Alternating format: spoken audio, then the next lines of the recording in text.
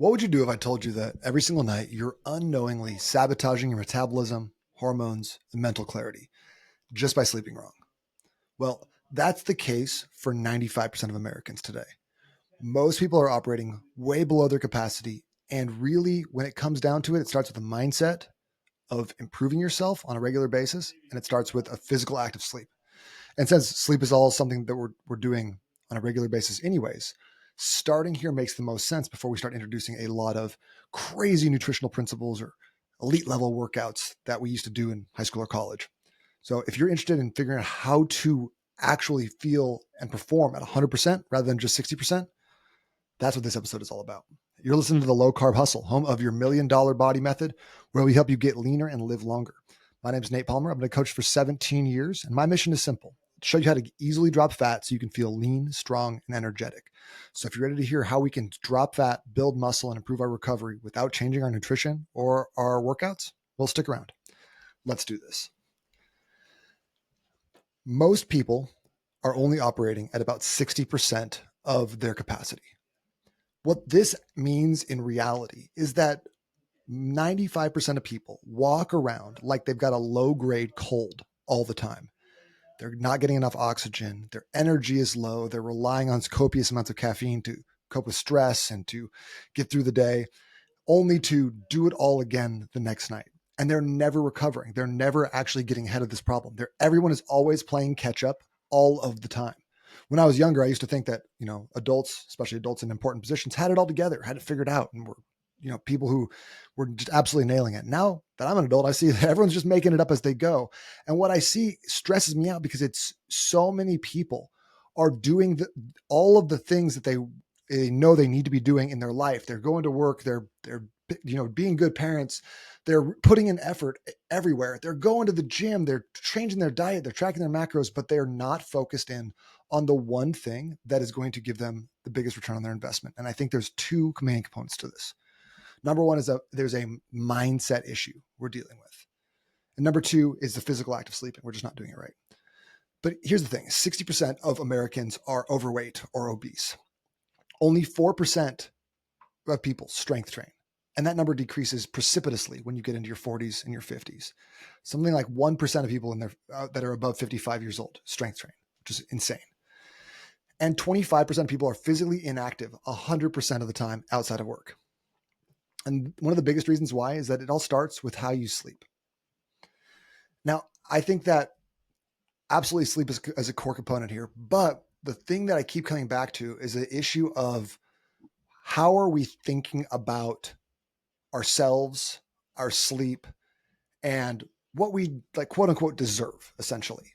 Because I know so many people are working on self-love and self-acceptance, but end up deprioritizing themselves because they're prioritizing things that make them feel good in the moment. They're prioritizing these small dopamine hits of having a cookie, scrolling TikTok, watching another video, staying up late on Netflix, things like that that feel like self-care in the moment, but are unintentionally sabotaging our progress, our recovery, our ability to sleep, our energy tomorrow. And so by not holding firm boundaries with what we are willing to accept from ourselves, it becomes much harder to address these other areas. And even if you're going to the gym and you're working on your nutrition, if you're staying up till 11 o'clock watching something on your phone or on TV, you're shooting yourself in the foot. The system is failing us in this way. We just are not aware of these things. And I think that it's like when you ever listen to the song, Don't Go Chasing Waterfalls, like TLC? Yeah, I'm pretty sure it's TLC. But for the longest time, I feel like that song came out when I was in 6th or 7th grade. And for whenever I'd drive to school on the bus, and I'd sit in the bus and I'd sit in the third seat because I wasn't cool enough to sit in the back. And that song would come on because they only played 6 songs on the radio. And I was always like, yeah, don't go Jason Waterfalls. I was like, who's Jason? Where's he going? What's he need to do in his life?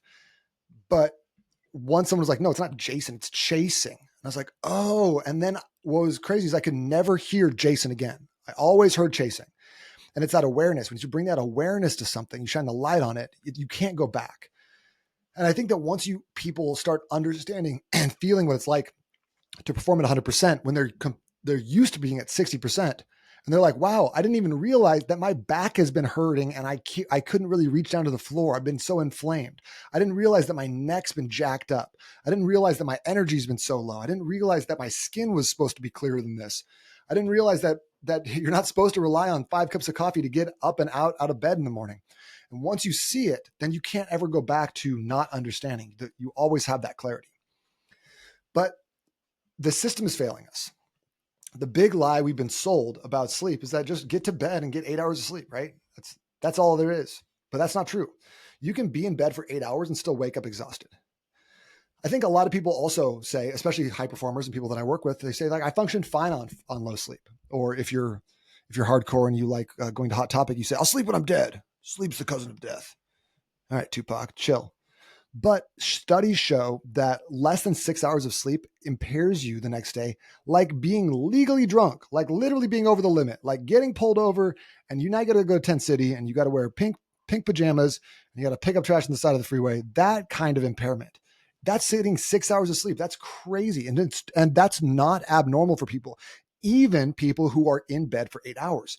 And we see this time and time again is that people are not necessarily, they might be in bed for 8 hours, but they're not getting the rest, the recovery, and that the deep restoration that our body craves and needs during sleep. So especially the first part of the night is critical for getting that deep sleep and trying to get 90 minutes of that. And if you're not getting 90 minutes, even if you're getting 8 hours of sleep, you're still not waking up completely rested. So a lot of people say, if I'm in bed for 8 hours, I'm good. But without deep sleep and without REM, your metabolism, your testosterone, your growth hormone, your recovery completely crash. And the system is working against us, right? We got blue light from our phones and from the TV and the computer. We got stress from work, traffic, politics, Facebook. Your aunt is posting again. She said she'd take time off. She's absolutely not doing it. We got bad habits. We're eating sugar. We're eating late at night. We're staying up too late. And that leads to skyrocketing cortisol levels and tanking deep sleep. Cortisol levels are super highly correlated with belly fat. Tanking deep sleep is correlated with all sorts of issues from poor metabolic health to Alzheimer's dementia, to body fat, to high sugar and A1C levels. But at the end of the day, the result is the same. You're waking up exhausted, you crave sugar, we're storing fat, and we're struggling with motivation. So even if we have all the time in the world to get to the gym and to meal prep, we just don't feel like doing it because we just didn't recover well enough. But what if I told you that fixing this was easier than you think? And here's like a couple of people that have actually put some stuff into practice and made a massive difference in their outputs. So for example, Andre Iguodala, the power forward for the Golden State Warriors, he started working on his sleep, not just getting more of it, but actually focusing on getting deep sleep. They said he started wearing some biometric trackers to track how much deep sleep he was getting, and then started monitoring his pre-bedtime routine to ensure that he wasn't falling into any of the traps of staying up late, doom scrolling on his phone, playing video games, etc. And over the course of the next season after doing this, he increased his performance by 29%. His free throw shooting got better. His points per minute got higher, and he had one of the best seasons of his life.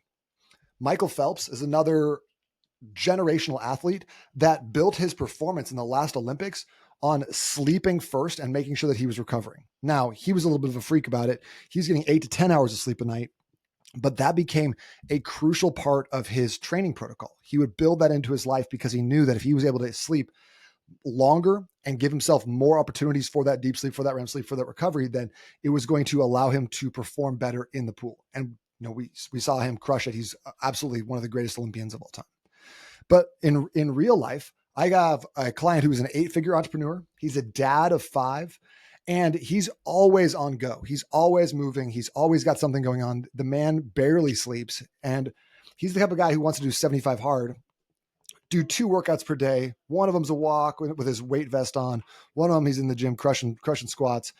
But he was never really getting the results he wanted physically until we started working on his sleep. And he was such a high performer that he didn't even think that this was a part of his protocol. This didn't ever align to him because he felt like sleeping was wasting time.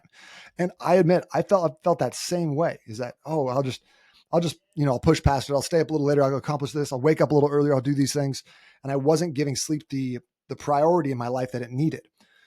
But once he started sleeping better, specifically by optimizing his pre-bedtime routine. So his, like the hour before he goes to bed, he scripted it all out. He knew what he was doing. And it became this Pavlovian response where he would go through the motions, end up in bed, and go right to sleep, stay asleep all night. Even though he was waking up at 4:30 or 5, he'd wake up with a ton of energy before his alarm clock, get out of bed, and hit his first workout.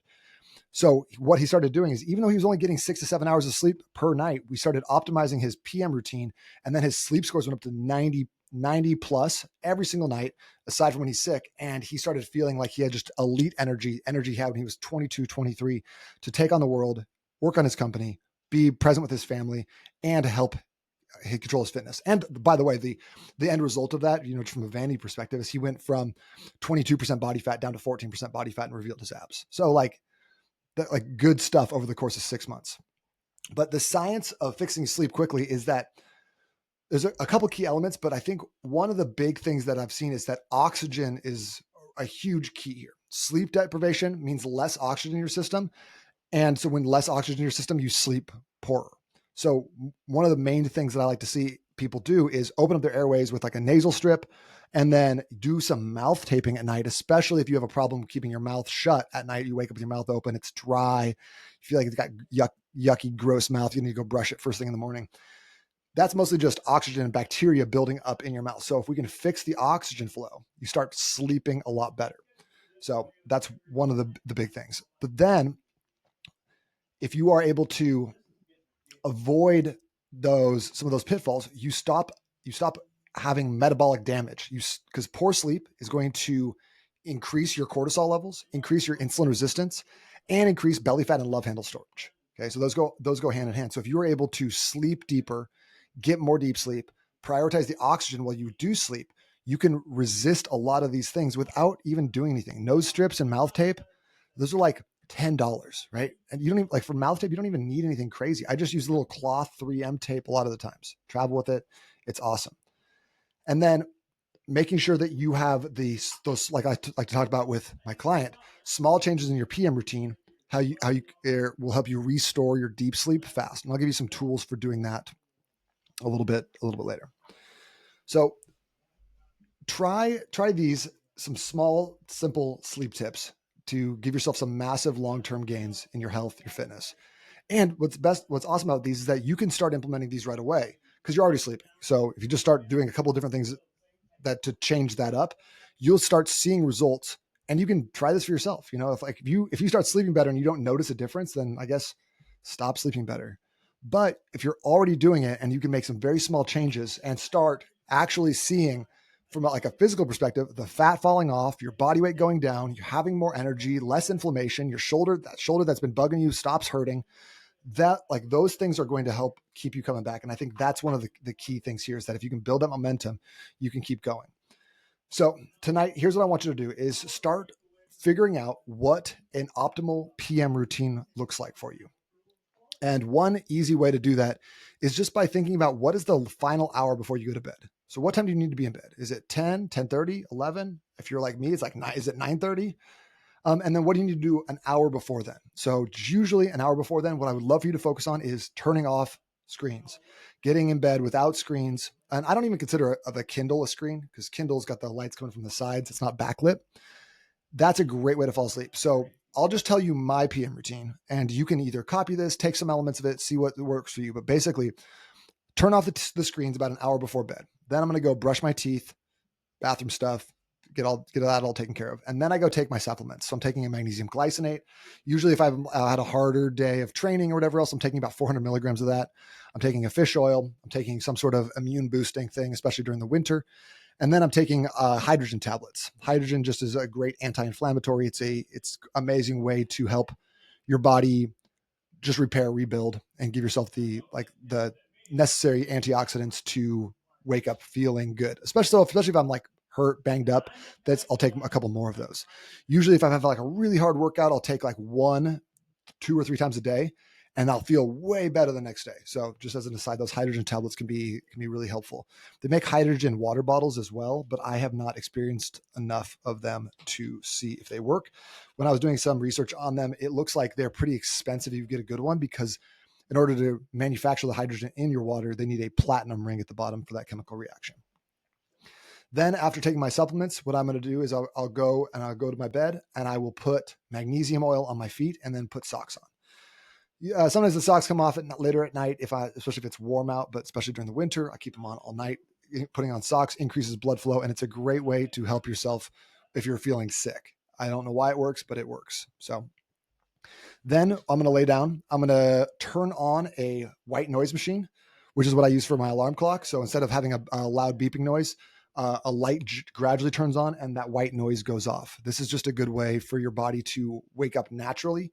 So basically I have like a 25-minute window where I can wake up anytime in there before it gets a little bit brighter and brighter and brighter. So if at any point I'm like, I wake up and it's not quite, it hasn't like quite, the light hasn't quite all gone all the way, then I know that I was in a lighter sleep pattern. And that's when my body was like most ready to wake up. So that's a really nice way, rather than putting your alarm clock just to go, you have the air raid siren, you like wake up, you're like, what's happening?